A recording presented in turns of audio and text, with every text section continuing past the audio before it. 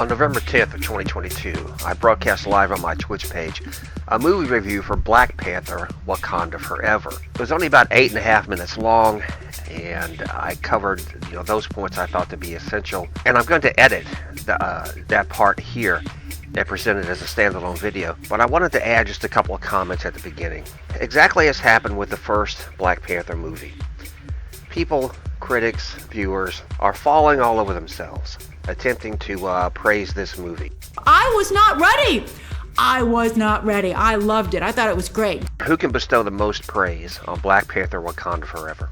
That is the motivating drive between 90% of the, quote, criticism of this movie. But the simple truth is, Black Panther Wakanda Forever amounts to nothing more than another girl power movie. Just like Charlie's Angels, or Ghostbusters 2016, it's misandry on some levels.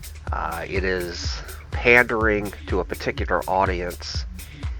It isn't reverential in regard to Chadwick Boseman. It is commercial in regard to capitalizing off of his death. And even the male villain, Namor, as he's called in the movie, winds up being completely emasculated. And for all the hype of casting a Mesoamerican, repurposing the Submariner into a Mesoamerican, and the representation that is supposed to embrace, people of Mesoamerican descent who go see this movie, expecting to see their culture promoted on the screen, are going to be sadly disappointed. And the ending of the movie is an absolute insult. An absolute insult to those of Mesoamerican descent. Black Panther Wakanda Forever in its opening weekend took in domestically, I think it was $180 million. I seriously doubt that in its second weekend it will take in half that. Alright, now we go on to my review as it occurred on my Twitch page on November 10th of 2022. Black Panther Wakanda Forever. Okay. Again, I'm not going to take that long with this. I'm not going to spoil the whole movie. I'm just going to talk for a couple minutes about what this actually turns out to be. And right here is the cash grab scene where they, there is an effective tribute to Chadwick Boseman at the beginning of the film, but this isn't it. This is the funeral scene for Black Panther, and it's drawn out. When I did my review of the trailer last week, I said that it appeared that Marvel was sort of playing the whole thing up to sort of help the movie make money, and I was right. Okay, I'll just leave it at that. Alright, so this is the lost city of Ulatek. I know it's something else, but anyway, that's Namor. And there he's descending into the underground city, and it turns out that Namor and the Atlanteans, although they're not the Atlanteans, they're just the undersea people, they perceive Wakanda to be a threat, and it's all over vibranium. It's all over the question of vibranium. And so the Americans, of course, get involved. Evil capitalists get involved. And the war between Wakanda and the forces of Namor is trying to prevent Wakanda from being undermined by the American government, and thus giving up its vibranium to the American government, because the Americans don't want to be the second most powerful military in the world. They want to maintain their dominance as the most powerful military in the world, right?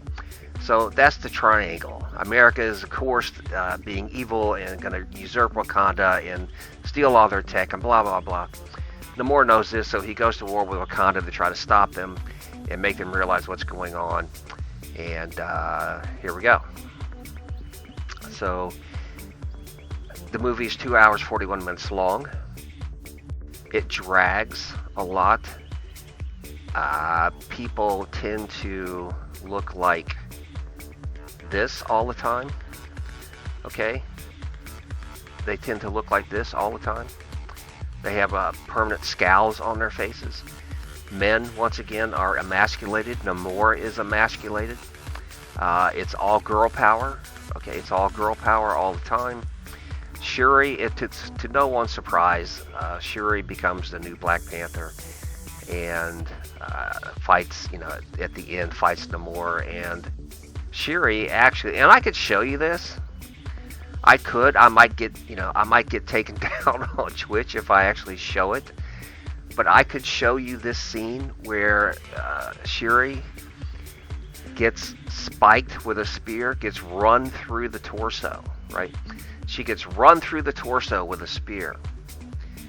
And then she just pulls it out, pulls herself off of it actually, and the suit magically heals her and she goes right on as if nothing happened. Okay, try it. Try getting run through the torso with a spear, sports fans, and see what it does to you.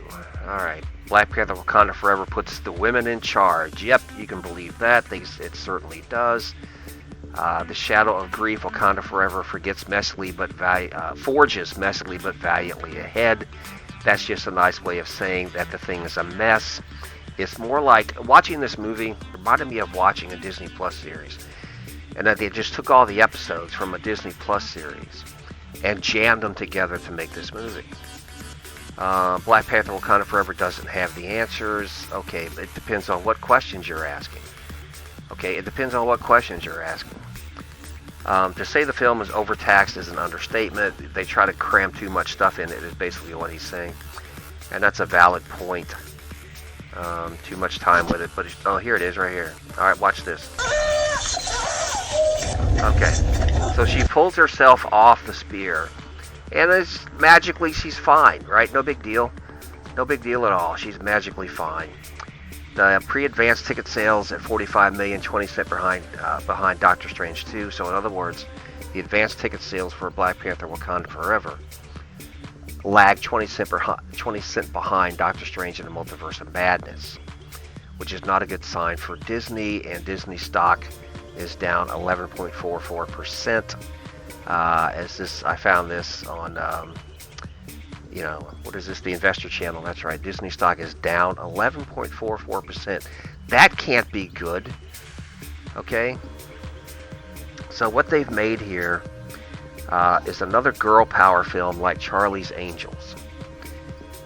Really. Seriously. They've made another girl power film like Charlie's Angels. And if you saw Charlie's Angels, you know how bad that was. Or like I was talking about earlier, they've made another film like along the same lines of Star Trek Discovery, where the crewman is so worried about her pronouns that she can't do her job. That's the message that's put out, and that's sort of the whole theme. Theme is not the right word. That's sort of the direction. Just wait. My best advice is just wait for it to come out on streaming, right? I mean, seriously.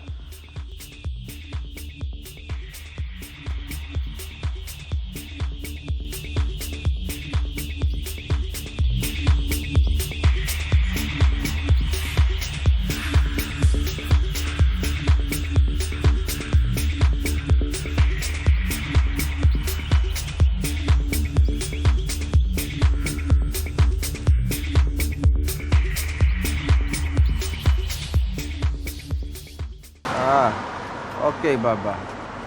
Tell your people to lower their weapons. I am on vibranium. I wish to bring them no harm. You want vibranium? Look, this just got a little more interesting. I want first-hand experience to this. Y'all fall back. I accept your challenge.